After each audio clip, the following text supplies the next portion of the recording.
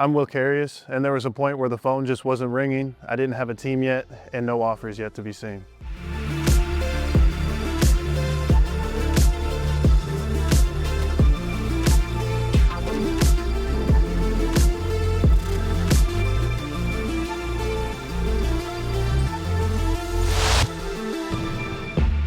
It had already been kind of a long summer. I ended my college basketball career in March, waiting and really excited to finally get a chance to play professional basketball. I had a taste of it playing in a 3x3 event where you could win some money, and that was a really cool thing to see and just made my hopes grow even higher and higher. So as the summer goes on, you wait and you see more and more of your peers, guys you played with or played against, getting professional offers and getting ready to ship out. And I had heard some things here and there, some interest, but nothing that was really solid.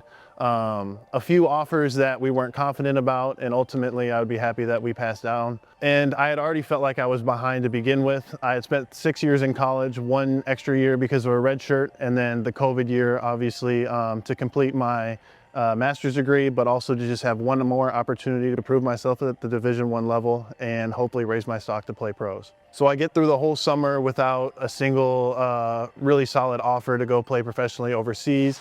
And it gets to the point where I need to decide, do I continue to pursue this goal, or do I move on and get a job and use my degree that I worked so hard to get? One thing I always told myself is I wouldn't give up on my basketball dream until my body told me to stop. And that's what I kind of wanted to roll with. So I went in, started applying to jobs because I needed to make some money on the side. I wasn't just going to mooch off my dad forever. So I went in and applying to jobs, and I got turned down by a lot because they were really confused why someone with an MBA is applying for part-time work. Finally, I got an opportunity. I was actually excited to go work at Target, and I chose the 4 a.m. shift. So I could work early in the morning, get a good chunk, a good 5 or 6 hour shift in to make some money, and then pursue my basketball dreams after that by putting in work in the empty gym in Iowa at the TBK Center with my trainers, Max Marzo and Jordan Delp, getting my weightlifting in, fueling up, and doing it all again the next day. So I spend 3 or so months doing that grind over and over. Early mornings in work, unloading trucks in the cold, late nights in the gym, lifting and shooting baskets.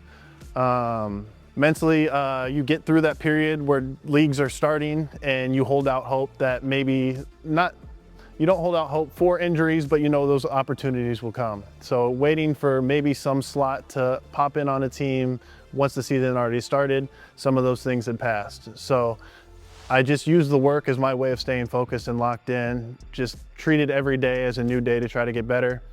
And finally, right around the November, December mark, I actually get a call from one of my trainers who I've been working with about half my life of basketball, saying that someone he knows needs a player in Australia to play. And the part that made it even better was the person he was talking about was another trainer I had in the past. So someone I was already comfortable with, someone who I could go be around and trust with my first year. And it really made it all worth the wait to wait for that opportunity and something that I would feel really comfortable with and be able to excel at.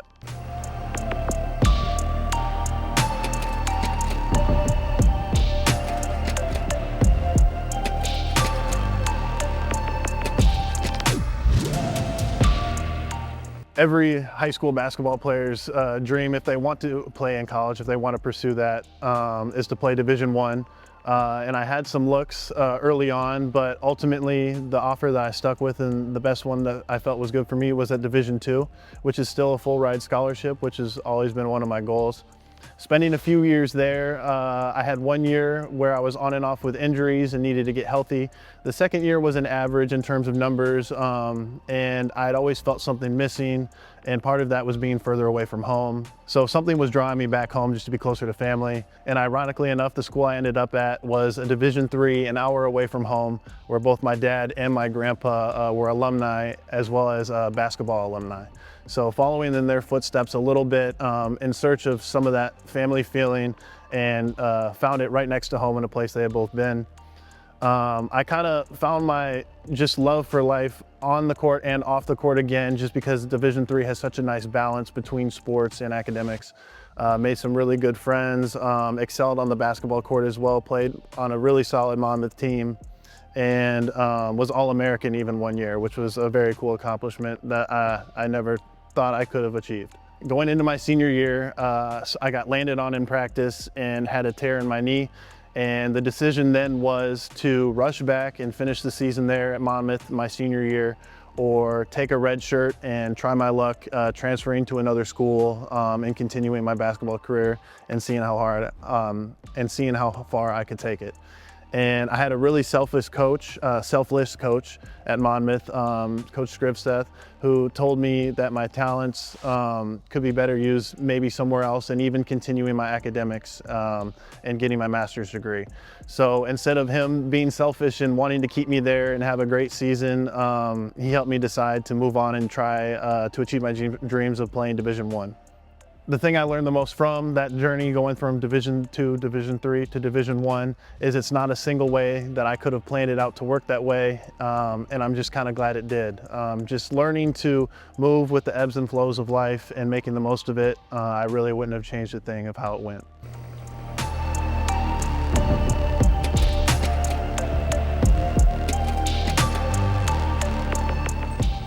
Being able to adapt to those changes, whether it be level in division or location, has really come in handy here in this season.